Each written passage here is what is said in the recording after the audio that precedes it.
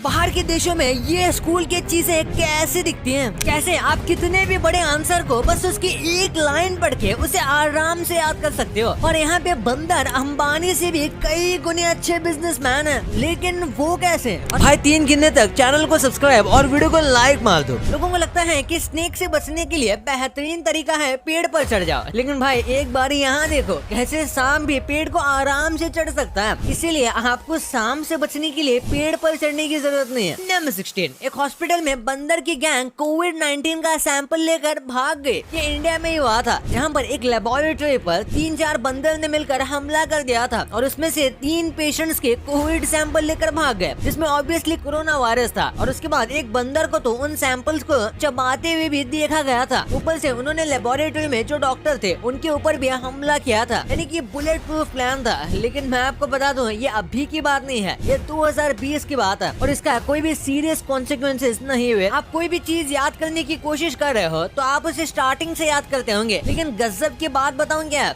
आपको उसके बीच वाले पार्ट को याद करना है, क्योंकि स्टार्टिंग और एंडिंग 2 ऐसी चीजें हैं जो कि आसानी से हमारे दिमाग में लर्न हो जाते हैं। हमारा दिमाग हमेशा मिडिल पार्ट में ही कंफ्यूज होता है, तो इसलिए आपको किसी भी चीज के मिड सेक्शन को ज्यादा अच्छे से याद करना चाहिए, क्योंकि एंडिंग और स्टार्टिंग तो आपको याद आ ही जाएगी। इन रोप्स का इस्तेमाल तो हम सब ने किया है, लेकिन भाई ये रोप्स असल में नारियल से बनते हैं। मुझे भी ये आज पता चला। हम नारियल पानी तो पी लेते हैं, लेकिन उसके बाद जो उनके छिलके होते हैं ना, उन्हें ऐसे ही नहीं फेंका जाता, बल्कि उन्हें कुछ इस तरीके से रिसाइकल किया जाता है। सबसे पहले उन्हें फैक्ट्री में लाया जाता है और अगर प्रॉपरली नारियल को नहीं छिला गया तो यहाँ पर उसे अच्छे से निकाला जाता है और इसके बाद 7 से 8 दिनों तक सूखने दिया जाता है। फिर भूसे को एक ऐसी मशीन में डाला जाता है जिसके नीचे वायर होता है और ये भूसा बस उस वायर के इर्द गिर्द लपेटा जाता है और रस्सी बनकर तैयार हो जाती है। फिर इन्हें रोल करके रख देते हैं। आपके साथ भी ऐसा हुआ होगा, 1 सेकंड के लिए गर्म पानी से आप आंख हटाते हो और वो पानी उबल जाता है, तो इसलिए इस आदमी ने गर्म पानी को वीडियो कॉल लगा लिया ताकि वो हमेशा गर्म पानी पर नजर रख सके और गर्म पानी उबले ना। चल अब जाहिर सी बात है कि ये बस एक मजाक है, पर एक्चुअली में ऐसा इसलिए होता है क्योंकि पानी जब अपने बॉइलिंग पॉइंट को हिट करता है तो वो बहुत ज्यादा फास्ट ट्रेवल करता है और यही वजह है कि बस 1 सेकंड की नजर हटी तो वो पानी तुरंत ओवरफ्लो हो सकता है। सिमिलरली दूध के साथ और लिटरली किसी और लिक्विड के साथ ये होता है, जैसे ही वो अपना बॉइलिंग पॉइंट हिट करते हैं तब ऐसा होता है। नंबर 10, मिक्की एंड मिनी सबसे पहले कपल्स होंगे जिन्हें हमने देखा था, लेकिन क्या आपको पता है इन दोनों के जो वॉइस ओवर आर्टिस्ट हैं, मतलब जो इनके पीछे आवाज देते हैं, वो इन रियल लाइफ मैरिड हैं। हाँ, आपने बिल्कुल सही सुना, हिंदी डब वाले आर्टिस्ट की बात नहीं करा। ओरिजिनल इंग्लिश डब में जो आर्टिस्ट हैं वो दोनों एक्चुअली में शादीशुदा है और उन्होंने इन दोनों कपल्स के वॉइस को डब किया। नंबर 8, घर को बनाने में वैसे तो कई महीने लगते हैं, लेकिन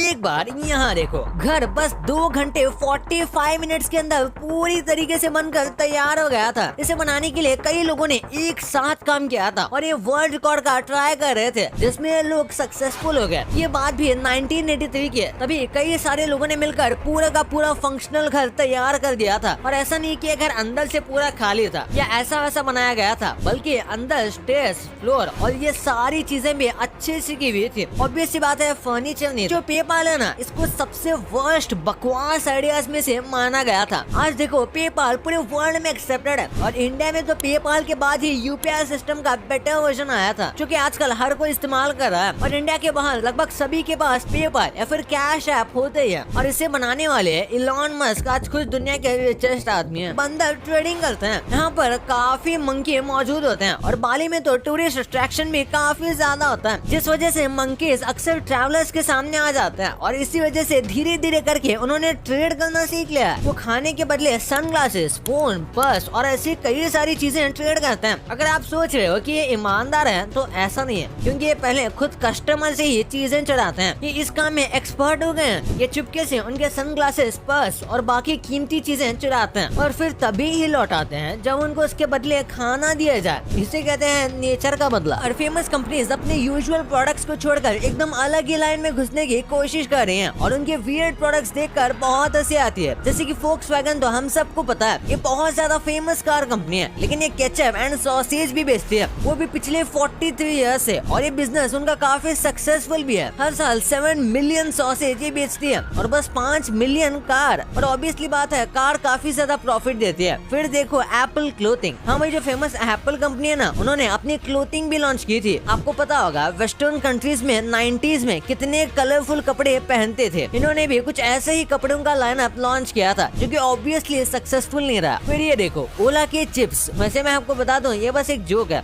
एक्चुअली में ओला कंपनी के चिप्स नहीं है, बट इन चिप्स का नाम भी ओला ही है और कई लोगों को लगता है कि उसी कंपनी के साइड प्रोडक्ट हैं, लेकिन ऐसी बात नहीं है। बाकी कंपनीज तो छोटे मोटे साइड प्रोडक्ट बनाती है। सैमसंग ने तो डायरेक्ट मशीन गन बना दी, उन्होंने गन मार्केट में एंट्री की थी, लेकिन ऑब्वियसली ये उतना भी ज्यादा सक्सेसफुल नहीं रही। यार ये बात है तो सच है कि डिफरेंट कंट्रीज में स्कूल लाइफ एजुकेशन है, यहाँ तक कि स्कूल और डिसिप्लिन भी अलग अलग होते हैं, लेकिन उसी के साथ बच्चों के स्कूल प्रोडक्ट्स भी डिफरेंट होते हैं। जैसे आपको पेपर होल्ड करने वाले ये पिन्स तो पता ही होंगे, इंडिया में ये नॉर्मली होते हैं, लेकिन जापान में थोड़ी ऐसी फैंसी होती है। जैसे कि इस टॉर्टोइस शेप को देख लो, इसी के साथ और भी अलग अलग शेप के पिन्स वहाँ लोग यूज करते हैं, क्योंकि वहाँ पर लोगों को फैंसी चीजें पसंद है। जैसे इस इरेजर को भी देखो, हाँ ये डोनट्स या मैक्रोन जैसा लगता है, लेकिन एक्चुअली में ये इरेजर है। यहाँ पर ऐसे ही इरेजर ज्यादातर यूज किए जाते हैं। फिर देखो इस बुक मार्क को, वेस्टर्न कंट्रीज में अक्सर बच्चों को कहा जाता है कि वो स्कूल में बुक मार्क कैरी करे और उसे यूज करे। इंडिया में इस चीज को नहीं किया जाता, लेकिन वहाँ पर ये करते हैं ताकि बच्चों को प्री प्लानिंग में हेल्प हो। हम तो सीधा पेज नंबर ही नोट कर लेते हैं, फिर वहाँ पर बड़े बच्चे जो पेन यूज करते हैं ना, उन्हें इस टाइप का व्हाइट आउट इरेजर लेकर आने के लिए कहा जाता है, ताकि मिस्टेक होने पर भी वो कट ना करे, बल्कि इसके जरिए उसे साफ करे। इंडिया में लोग कुछ भी यूज करते हैं। और सबसे बड़ा डिफरेंस तो बैग का है। वहाँ पर ज्यादातर बच्चे अपने बैग में पावर बैंक या फिर उनके बैग से ही पावर बैंक ऑटोमेटिक अटैच होता है, क्योंकि वहाँ पर बच्चे पढ़ाई के लिए क्लास में बैठकर कई बार लैपटॉप और फोन का यूज करते हैं, जिस वजह से उन्हें पावर बैंक की जरूरत पड़ती है। और ये वीडियो को लाइक करके ही जाना, और चैनल को सब्सक्राइब नहीं किया है तो उसे भी कर देना। तो मिलते हैं अगले वीडियो में, तब तक के लिए बाय।